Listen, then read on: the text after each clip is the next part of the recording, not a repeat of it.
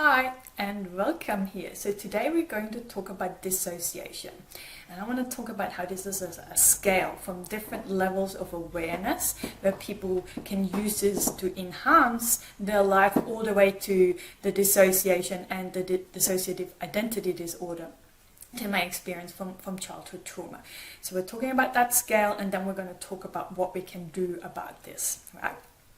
Okay, so as I mentioned, some people can actually use that to enhance or enrich their life. Like I talked to an artist and she explained that she dissociates when she does the most amazing paintings. And when she talked about dissociation, what she means is like she completely switches off from everything externally from her. She can't hear anything that's happening around her, and she just gets really involved in the painting and she creates masterpieces in that kind of state. So it's more of a flow state. Okay, so that she uses this to her advantage. And people that meditate, very experienced meditators, talk about dissociating, that they're having those mystical experiences. Okay, so that's kind of where it can enhance our life.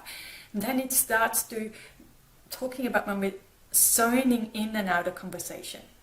Okay, you might talk with a friend, and this can happen to anyone, any human being. Okay, we all have different levels of awarenesses. Our brain isn't meant to be fully aware, fully present at every second of the day. It fluctuates, right? All you need to go is into a class where someone gives a presentation on a topic that you're not interested in. Okay, you can be the most self-aware person and have, or whatever, but you might zone out there. It will be really hard for you to stay present, and that's just natural.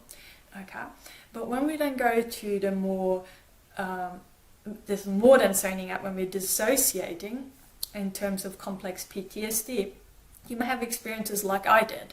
Like I would sit down and in the morning in a chair, and the next thing when I look out, it's like, oh, it's getting dark. And I look at the clock and it's like literally the whole day is gone. And I have no recollection of what I did, apart from, I sat down in that chair and like 6 hours later, I'm still in that chair. So, and I cannot remember what I was actually talking about. So there's these large chunks of time that are missing, that there's these gaps of consciousness where we don't know what happened, right? And it's even more extreme when you go to the dissociative identity disorder, where that fragmentation of the parts. You have all these different parts, and each part has their own identity, their own likes and dislikes and ways of behaving and speaking and so forth. Okay, so as you can see, there's a whole scale there of different levels of awareness. Like it can be enriching your life, it might not affect your life at all. What we're trying to aim for is to be more flexible, that natural tendency that in the floating in and out and not getting stuck in either extreme.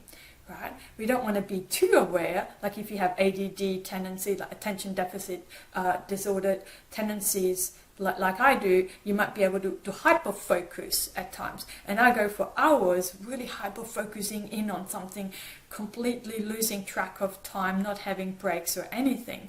And this is really depleting. It's not good for my health. I usually end up with headaches. So this is the hyper attention there, hyper awareness, all the way. We don't want to be stuck there, and we don't want to be stuck in dissociation either. We want our brain to naturally kind of fluctuate.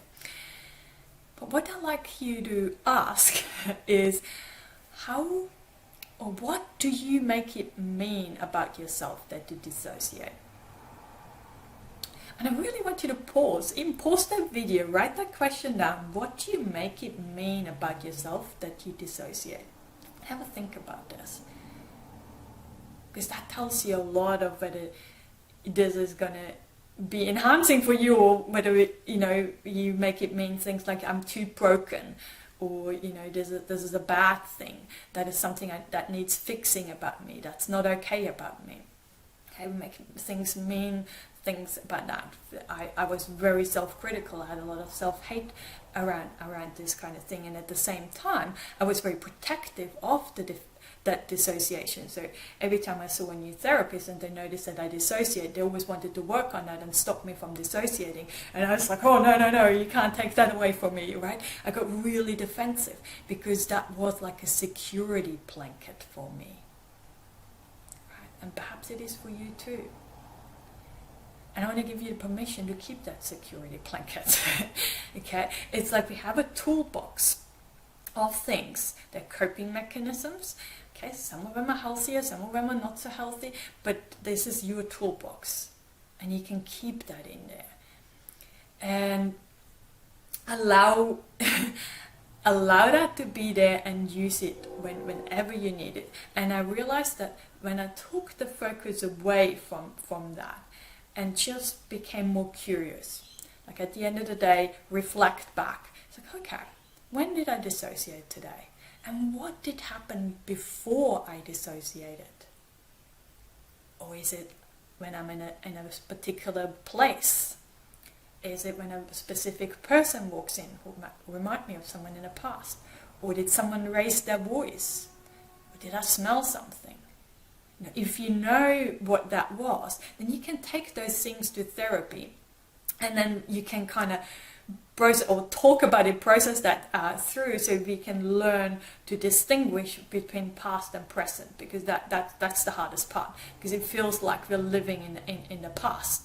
Our brain is just so hypersensitive to things that when someone raises their voice, even if it's not for us, sometimes when I was in a shopping center and someone was having a bit of a more energetic conversation, I would dissociate. It had nothing to do with me. They didn't even notice me there, but just hearing someone raise their voice was enough for my nervous system or for my brain to say, oh, it's an emergency state. It was way out of proportion for me. I don't know whether this is happening for you too, but I had to learn to distinguish between those kind of things, right?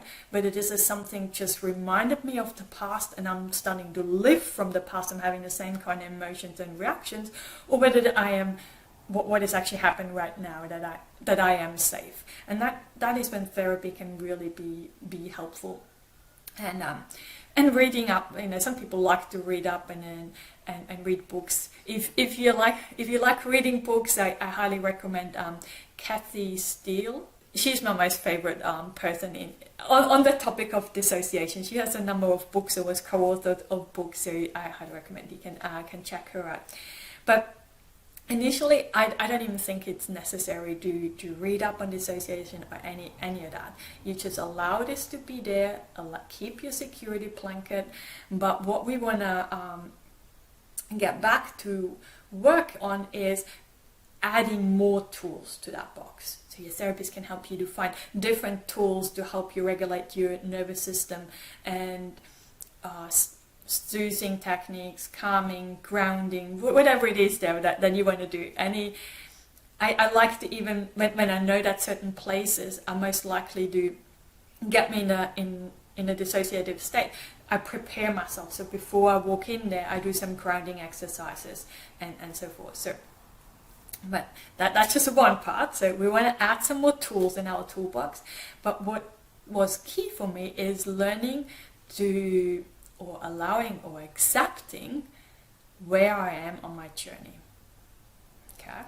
Because I don't know about you, but I was very critical about myself, and I hated that I was dissociating so much and that I wasn't progressing, and I wanted to be further and things are going too slow, and I was looking up to those people and I wanted to be where they are and not where I am, and I was in this really self-critical kind of state, and then we can't heal in that state.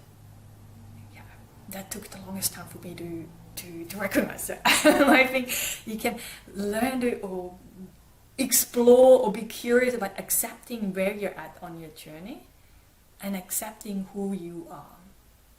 Even with your security blanket, okay? Accepting yourself, allowing yourself to be okay about that. And then we can explore feeling a little bit safer in being me, showing up as me, feeling safer at home in a safe environment, feeling safer in a therapy session, and then perhaps feeling safer when you're out and about in certain places. Gradually build on that level of safety. And what you will notice is the less you focus on the dissociation, the less you try to get rid of it, but focus on accepting yourself in the here and now, accepting who you are and trying to feel safe, you naturally use it less and less. It just naturally happens. The more you feel safer in the here and now, the more you can actually really enjoy what is happening in the present. The more you notice all the beautiful things out the window. I've got my window right here.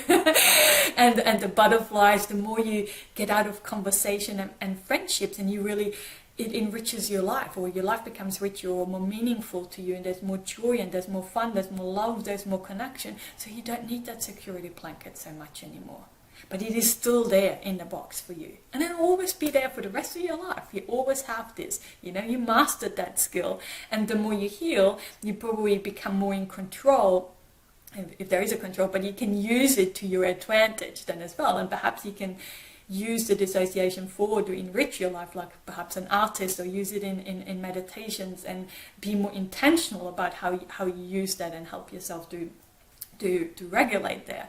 But I think that the key is that if you take the focus away and just focus on self-acceptance and feeling safer, then this will just naturally happen for you.